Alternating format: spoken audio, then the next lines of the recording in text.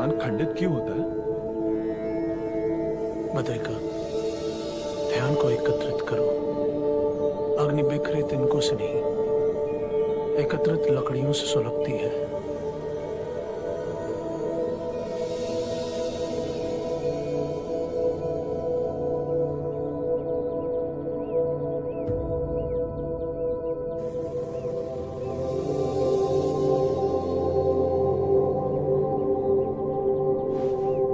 ऐसी आभा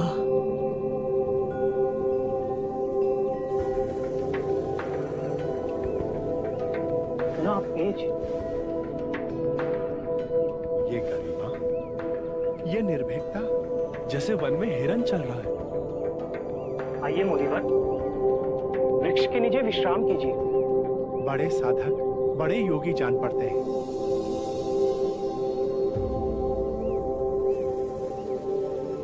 सिद्धार्थ, तुम? वही पथभ्रष्ट सिद्धार्थ। हम तक आने का कष्ट क्यों किया? मैंने मुक्ति का मार्ग खोज लिया है।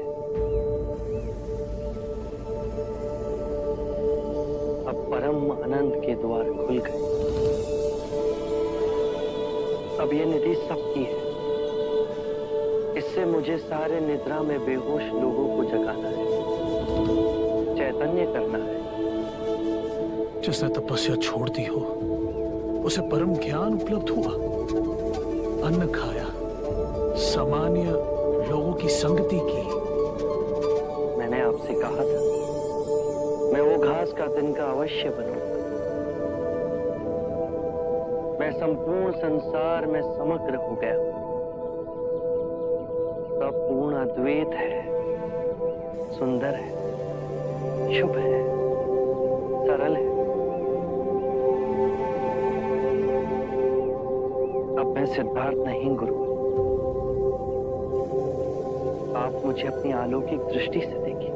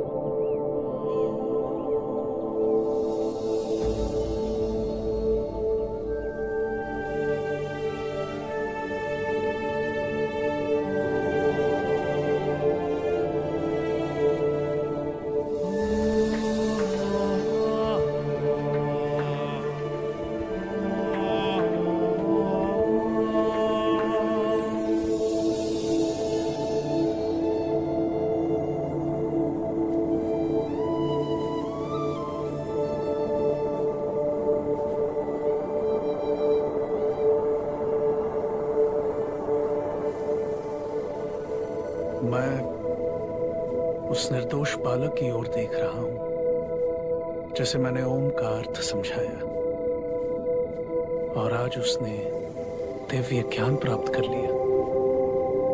इतनी बड़ी छलांग, और मैं अपने तपस्या के अभिमान में अंधा इस छलांग को समझ न सका। इस अंतिम बिंदु पर बड़े बड़े ज्ञानी आकर रुके, बहुत से भटके। यहां से छलांग लगानी है तो अपने अहंकार को मिटा दो। कठिन है, सरल है, बहुत सरल है। जैसे हम गहरी नींद में जी रहे हैं और अचानक आंख खुले तो हम पाए कि हम नींद से जाग उठे। अब इस ज्ञान से दुख और अंधकार में डूबी दुनिया को जगाना है। परंतु इतनी सरल बात, बिना किसी ढोंग, बिना अहंकार, बिना यज्ञ, बिना तप, बिना बलि, बिना साहूकारी के, क्या लोग समझ सकेंगे?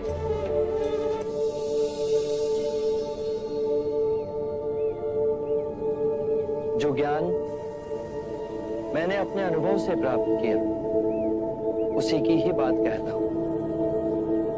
इस यात्रा में सर्वप्रथम आप ही मेरे शिष्य बनेंगे। आपकी करुणा से हम धन्य हो।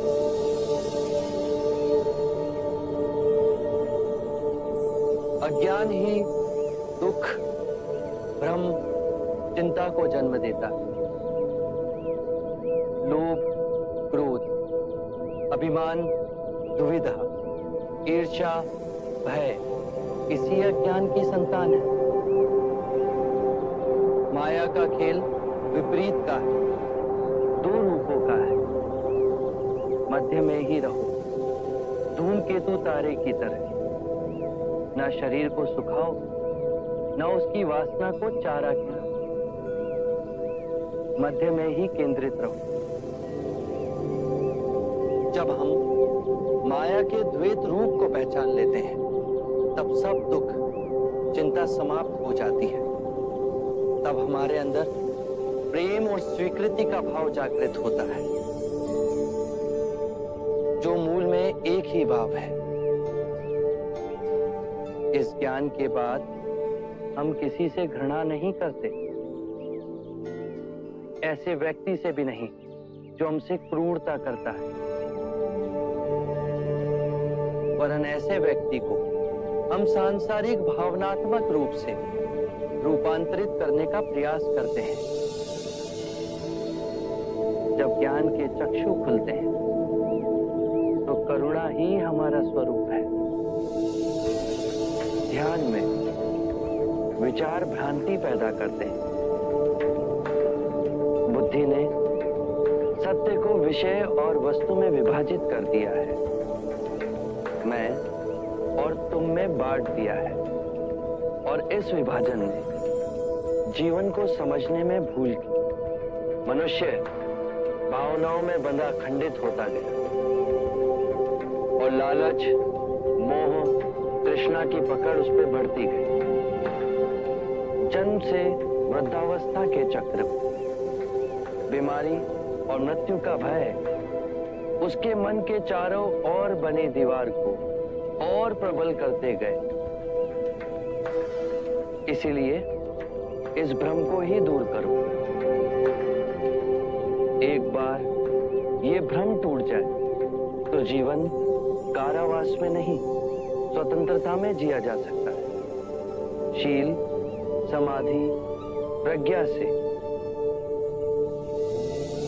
चार आर्य सत्य है। एक, जब तक सृष्टि रहेगी, दुख मनुष्य के साथ छाया बनकर चलेगा।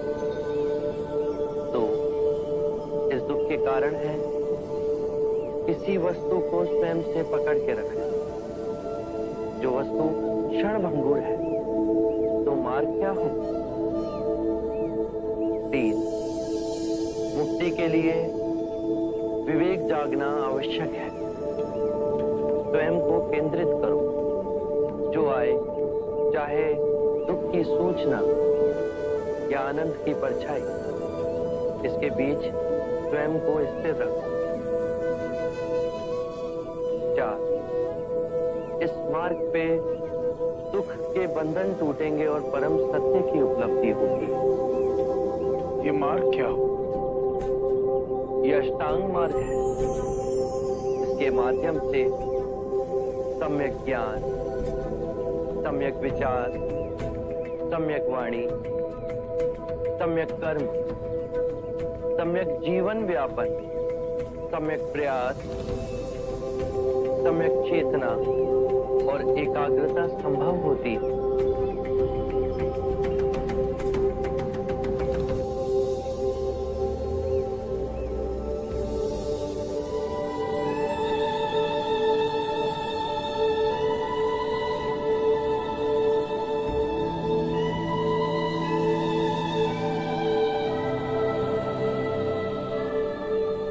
मैं बुद्ध हूं।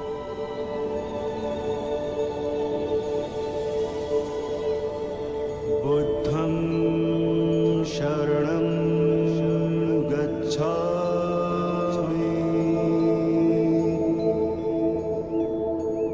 मैं स्वयं धर्म हूं। धम्मं